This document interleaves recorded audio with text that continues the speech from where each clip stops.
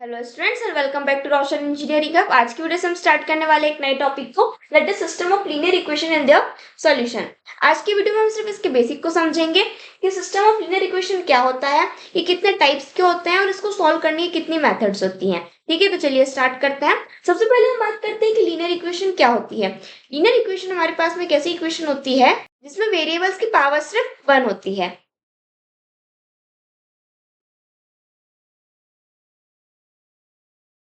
Linear equation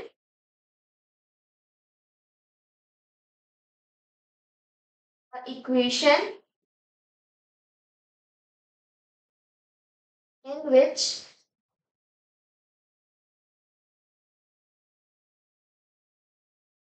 power of variables is only one।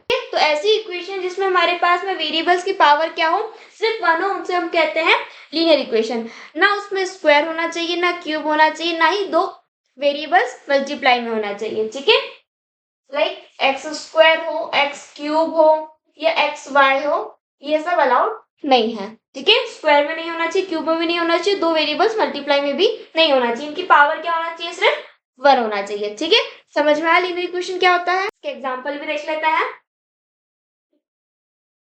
2x plus 3y is equals to 5, x plus y plus z equals to 6। ठीक है, दो variables हो, तीन variables हो, कितने variables हो, बट उनकी पावर कितनी होनी चाहिए, वन ही होनी चाहिए। हम बात करते हैं कि सिस्टम ऑफ लीनियर इक्वेशन क्या होता है। ठीक है, ये हमने बात करी लीनियर इक्वेशन की। अब सिस्टम ऑफ लीनियर इक्वेशन वो होता है जिसमें हमारे पास में एक से ज्यादा लीनियर इक्वेशंस का क्या हो, ग्रुप हो। ठीक है, जिसमें हमारे पास में एक से ज्यादा लीनियर इक्वेशंस का ग्रुप होता है उसे हम कहते हैं सिस्टम ऑफ लीनियर इक्वेशंस। इसको भी लिख लेते हैं।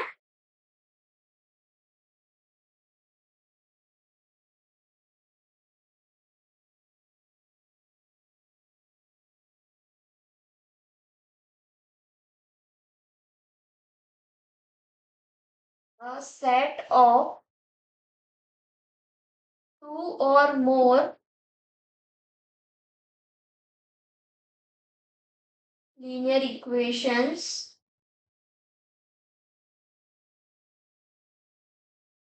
involving same variables। ठीक है, ये होती है हमारे पास system of linear equations, set of two और more linear equations involving same variables. मतलब कि हमारे पास में जितनी भी इक्वेशंस होती है उसके अंदर जो हमारे पास में वेरिएबल्स होते हैं वो क्या होना चाहिए, सेम होना चाहिए। इसके लिए भी एक एग्जांपल देखते हैं। 2x plus 3y equals to 8, x minus y equals to 2। ठीक है, सपोज ये हमारे पास में दो इक्वेशन है, ये हमारे पास में क्या है, दो इक्वेशन है जो ग्रुप में है, तो इसको हम बोलेंगे सिस्टम ऑफ लीनियर इक्वेशन। ठीक है, समझ में आया, क्लियर है इतना। अब इसको पहले नोट डाउन कर लो, फिर हम लीनियर इक्वेशन का जनरल फॉर्म देखते हैं।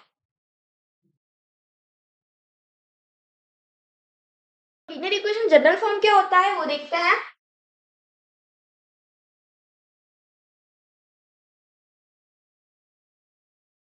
Linear equation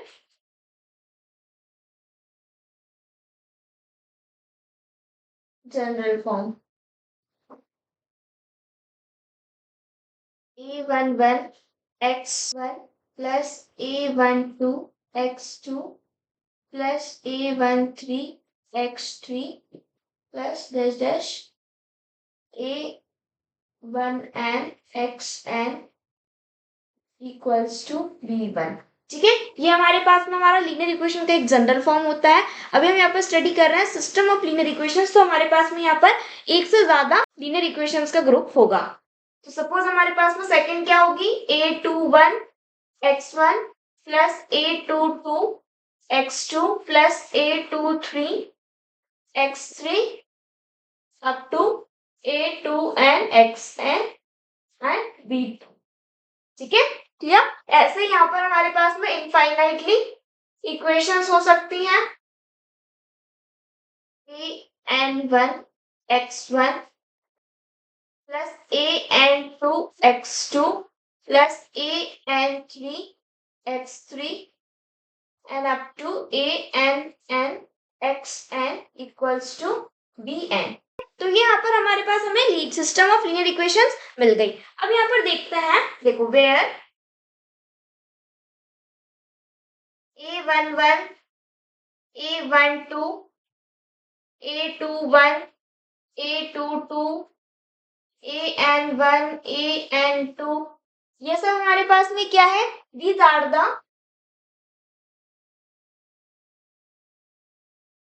coefficients of variables x1, x2, x3 up to xn।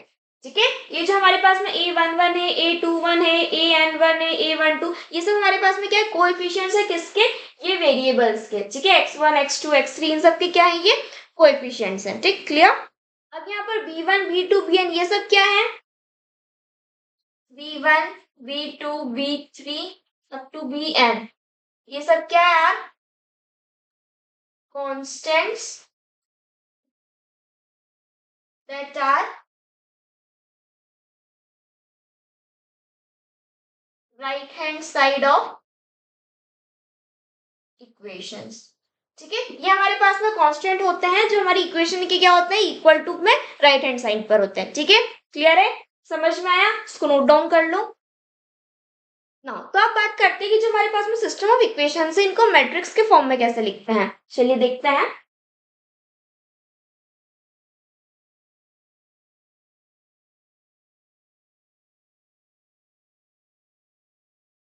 Matrix equation. Now, this equation can be written in matrix form as ax equals to b।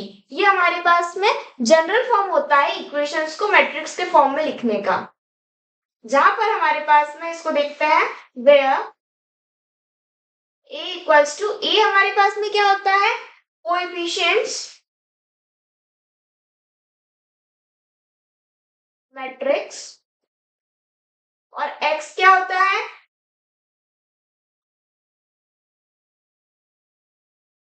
Column vectors of variables, and v यहाँ पर क्या होता है? Column vectors of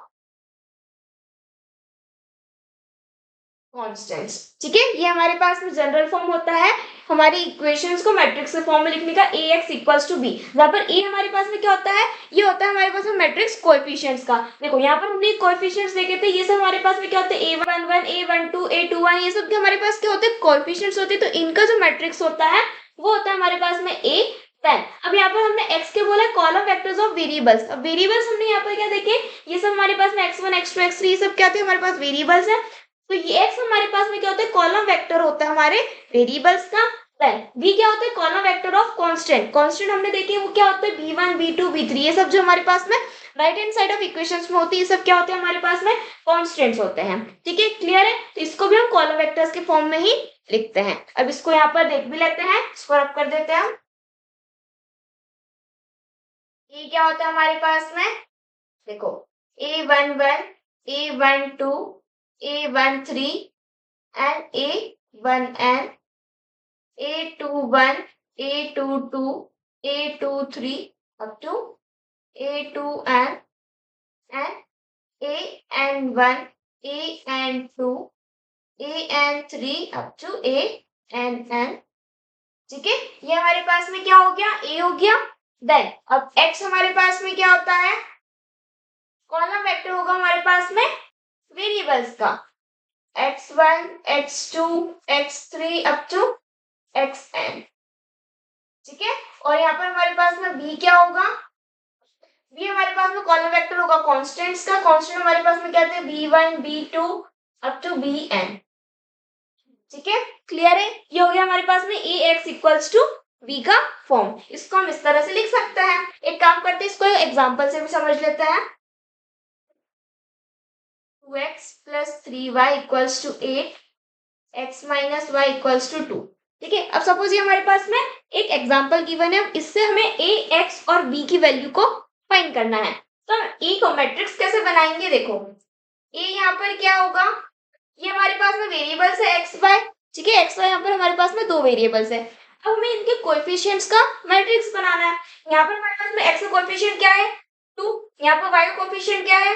3। यहाँ पर हमारे पास में x का कोएफिशिएंट क्या है? 1, और यहाँ पर y का कोएफिशिएंट क्या है? -1। तो ये आ गई हमारे पास में e की वैल्यू। देन अब x हमारे पास में क्या होता है, कॉलम वेक्टर होता है वेरिएबल्स का। वेरिएबल्स हमारे पास में यहाँ पर दो वेरिएबल्स है x और y, ठीक है। तो ये हमारे पास में x और y का, यहाँ पर हमारे पास में x की वैल्यू हो गई। अब b हमें चाहिए, तो b क्या होता है, कॉलम वेक्टर होता है कांस्टेंट्स का। कांस्टेंट देखो हमारे पास में राइट हैंड साइड वाले जो कांस्टेंट होते हैं वो क्या यहाँ पर 8 और 2 है, तो ये हमारे पास में 8 और 2 आ गया, ठीक है, क्लियर है। तो ये हमारे पास में ए एक्स बी हो गया। तो अगर हमें इसको इस तरह से लिखना है ए एक्स इक्वल्स टू बी, तो वो हम कैसे लिखेंगे, 2 3 1 एंड -1। एक्स हमारे पास में क्या है, x y equals to 8 and 2, ठीक है, क्लियर है। आई होप समझ में आया होगा आपको। यहाँ पर हमने इसको इस तरह से लिख लिया ना, आप इसको भी नोट डाउन कर लो ना। अब यहाँ पर हमें करना क्या है, हमारे पास में जो सिस्टम ऑफ इक्वेशंस है उसमें जो हमारे पास में अननोन वेरिएबल्स है, मींस ये वाले जो हमारे पास में अननोन वेरिएबल्स है, हमें इनकी वैल्यूज को फाइंड करना है। हमें ऐसे वैल्यूज चाहिए जो जितने भी हमारे पास में इक्वेशंस होंगे उन सारी इक्वेशंस को क्या करेंगे, वो सेटिस्फाई करें साइमल्टेनियसली, ठीक है, क्लियर है। अब हम वो देखते हैं, इसको आपने नोट डाउन कर लिया, इसको भी हम रब कर देते हैं। पहले बात करते हैं हम टाइप्स ऑफ सॉल्यूशंस की। सिस्टम ऑफ लीनियर सॉल्यूशंस में हमारे पास में तीन टाइप्स ऑफ सॉल्यूशंस होते हैं।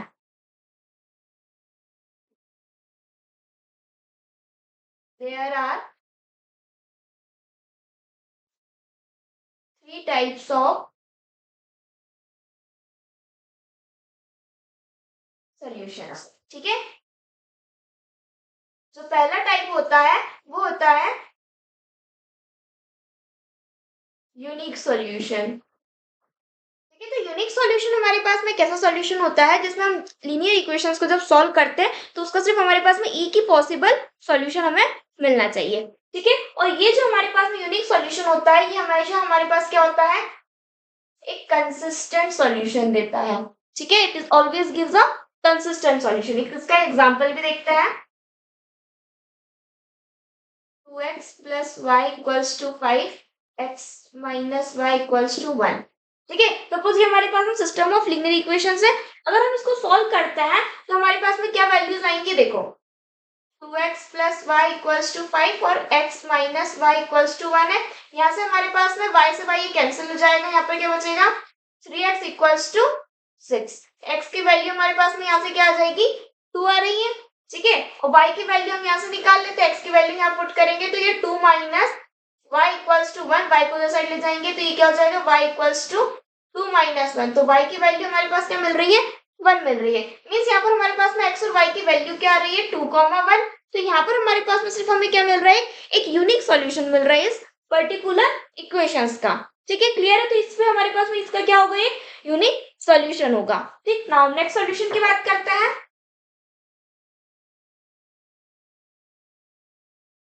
इनफाइनाइटली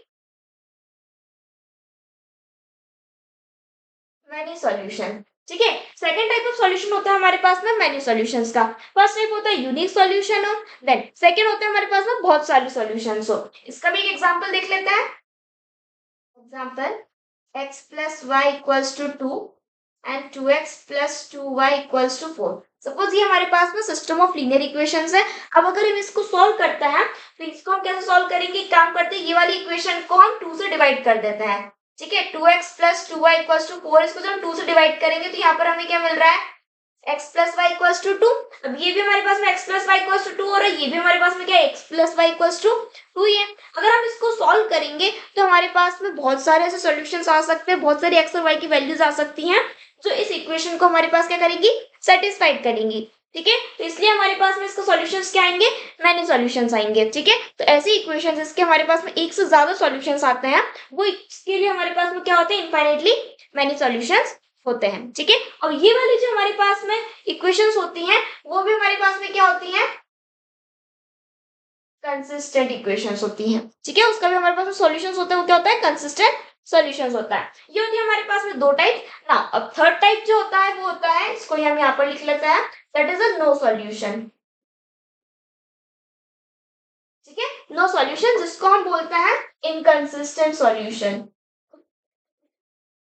जिसमें हमारे पास हमें सॉल्यूशन मिल रहा हो, वैल्यूज आ रही हो, वो क्या होता है, कंसिस्टेंट सॉल्यूशंस होते हैं। जिसमें हमारे पास में कोई वैल्यू हमें नहीं मिल रही हो, होते हैं हमारे पास में इनकंसिस्टेंट सॉल्यूशंस होते हैं। नो सॉल्यूशंस मतलब कि जब हमारे पास सिस्टम ऑफ लीनियर इक्वेशंस है, उनको जब हम सॉल्व करेंगे तो हमारे पास में एक्स और वाई की वैल्यूज हमें नहीं मिल रही होंगी, तो उन्हें हम बोलेंगे नो सॉल्यूशन। इसका भी एक एग्जाम्पल देख लेते हैं। x plus y equals to 2, x plus y equals to 5। ठीक है, सपोज ये हमारे पास में दो इक्वेशंस है। यहाँ पर देखो x plus y equals to 2 है, x plus y equals to 5 है। अगर आप इनको सॉल्व करते हो तो आपके पास में ऐसी कोई भी वैल्यू नहीं आएगी x और y की जो इस इक्वेशंस को सेटिस्फाइड करेंगी। ठीक है, तो इस टाइप के जो हमारे पास में इक्वेशंस आएंगे उनके लिए हमारे पास में कोई सॉल्यूशन नहीं होगा। ठीक है, आई होप आपको समझ में आया होगा all the three types of solutions जो से हमारे पास में होते हैं, unique solution, infinitely many solutions and no solutions. ठीक है, इसको भी नोट डाउन कर लो ना। आपको आपके एग्जाम्स में तीन टाइप्स ऑफ आपको क्वेश्चंस मिल सकते हैं। कौन कौन से तीन टाइप्स होते हैं वो भी हम देख लेते हैं यहाँ पर। इसको हम यहाँ पर लिख लेते हैं।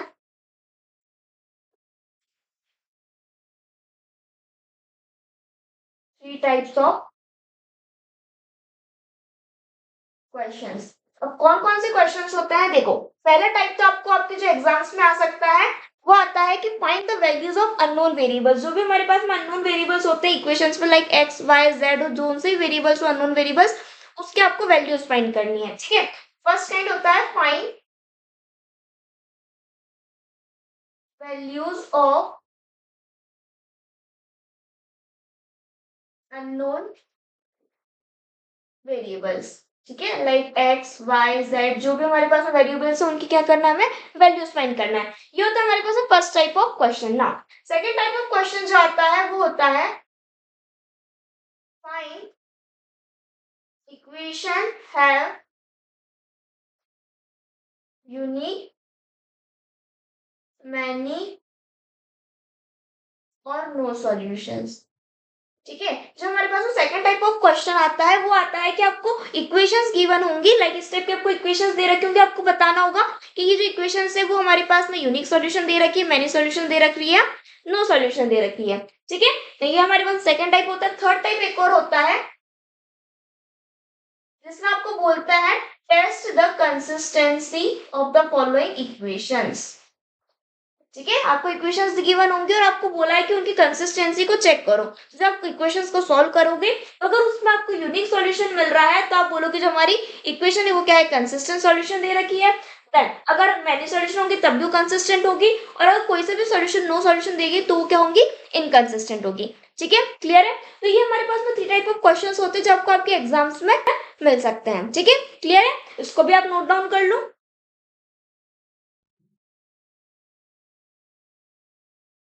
चलिए अब बात करते हैं टाइप्स ऑफ इक्वेशंस की, कि हमारे पास में सिस्टम ऑफ लीनियर इक्वेशंस में कितने टाइप्स होते हैं।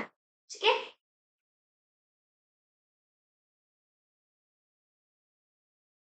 Types of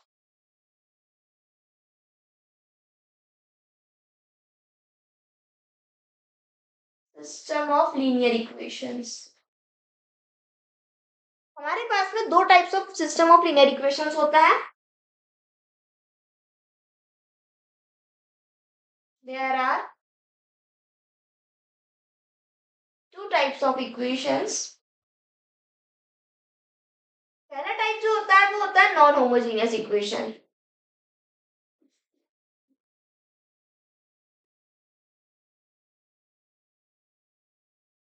non homogeneous equations वो इक्वेशंस होती हैं जिसमें हमारे पास में जो राइट हैंड साइड में कांस्टेंट होता है उसकी वैल्यू क्या होनी चाहिए, नॉन जीरो होना चाहिए। ठीक है,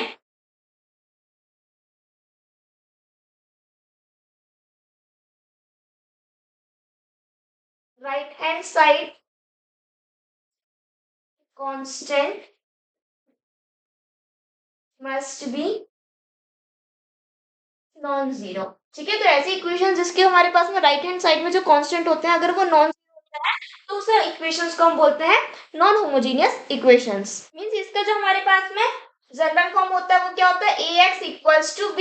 ये जब भी हमने यहाँ पर स्टडी करा था ax इक्वल्स टू b, ये वाला फॉर्म हमें नॉन होमोजेनियस इक्वेशन का मिलता है। ठीक है, ये हमारे पास में कोएफिशिएंट का मैट्रिक्स होता है। x हमारे पास में क्या होता है, वेरिएबल्स का क्या होता है, कॉलम वेक्टर होता है, और b हमारे पास में क्या होता है, कांस्टेंट का कॉलम वेक्टर होता है। ठीक है, क्लियर। इसका एक एग्जांपल भी देख लेते हैं। x plus y plus z equals to 6, 2x minus y plus z equals to 3, x plus 2y minus z equals to 4। ठीक है, सपोज ये हमारे पास में क्या सिस्टम ऑफ लीनियर इक्वेशंस है। इसमें हमारे पास में देखो सारे जो हमारे पास में राइट हैंड साइड के कांस्टेंट्स है वो सब क्या है, नॉन जीरो वैल्यूज है। ठीक है, नॉन जीरो वैल्यूज है तो ये हमारे पास में क्या है, नॉन होमोजीनियस इक्वेशंस है। ठीक है, क्लियर है। अब इसको हमको इस वे में लिखना है x इक्वल्स टू b के फॉर्म में, तो वो हम कैसे लिखेंगे, देखो a हमारे पास में क्या हो जाएगा, जो हमारे पास में वेरिएबल्स के कोएफिशिएंट्स है हम उनको लेंगे। x का यहाँ पे कोएफिशिएंट क्या है 1 है, y का कोएफिशिएंट क्या है अगेन 1 है, z का कोएफिशिएंट भी क्या है 1 है। x का यहाँ पर क्या है 2 है, यहाँ पर हमारे पास -1 है, यहाँ पर 1 है, देन यहाँ पर 1 है, यहाँ पर 2 है, यहाँ पर -1 है। तो ये हमारे पास में कोएफिशिएंट मैट्रिक्स बन गया a का। देन अब हमें क्या करना है, x का बनाना है, तो x के लिए हमारे पास में कौन से वेरिएबल्स है, x y z, तीन वेरिएबल्स है, these are x y and z। Then अब b हमारे पास में क्या हो जाएगा 6 3 एंड 4, 6 3 एंड 4। ठीक, क्लियर है, समझ में आया ना। अब ये हमारे पास में फर्स्ट टाइप ऑफ इक्वेशंस होती है, हम सेकंड टाइप देखते हैं। सेकंड टाइप क्या होता है,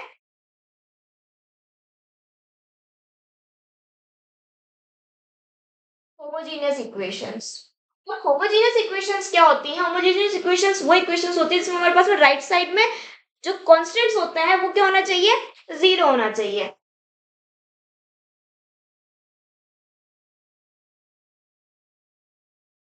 right hand side constant must be zero. ठीक है, क्लियर है। अब इसका जो हमारे पास जनरल फॉर्म होता है वो क्या होगा, ए x equals to zero.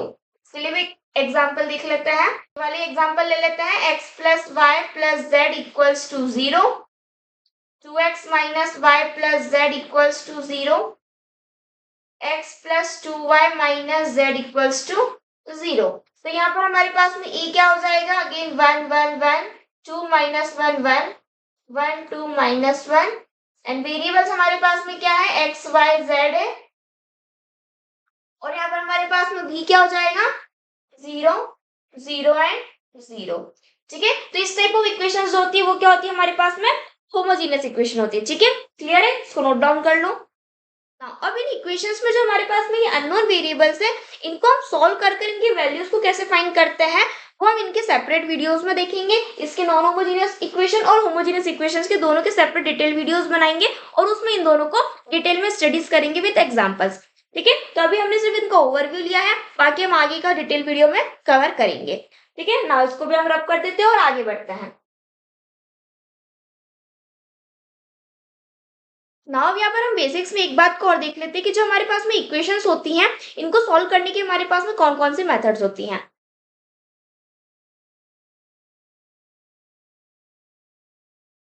Methods to solve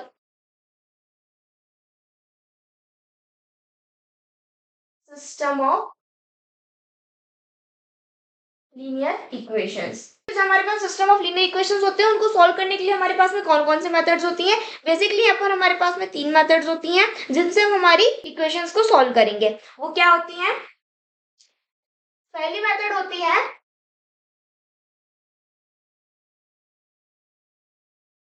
inverse matrix method, दूसरी मेथड होती है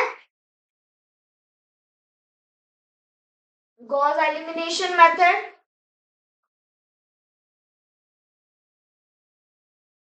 तीसरी मेथड जो होती है वो होती है गॉस जॉर्डन मेथड। ठीक है, तो ये हमारे पास में थ्री टाइप्स ऑफ मेथड्स होती हैं जो हमारे पास में सिस्टम ऑफ लीनियर इक्वेशंस को सॉल्व करने में हेल्प करती हैं। इन तीनों मेथड्स पर भी मैं सेपरेट वीडियोस बनाऊंगी जिसमें इन तीनों वीडियोस को डिटेल में एक्सप्लेन करेंगे विद एग्जांपल्स। यहाँ पर हमने सिर्फ बेसिक समझा है, इनका सिर्फ ओवरव्यू लिया है कि हमारे पास में कौन कौन से मेथड्स होती है, कितने टाइप्स होते हैं, क्या हमारे पास में होमोजेनियस इक्वेशन होती है, क्या नॉन होमोजेनियस इक्वेशंस होती हैं, कौन कौन से मेथड्स होती हैं। यहाँ पर भी सिर्फ हमने इनके नेम्स को देखा है, बाकी हम सिर्फ तीनों मेथड्स पर डिटेल वीडियोस बनाएंगे सेपरेटली, वहाँ पर उनके एग्जाम्पल्स को भी सॉल्व कर इनको अच्छे से बेसिक से कवर करेंगे। ठीक है, आप इन तीनों मेथड्स के नेम को नोट डाउन कर लो।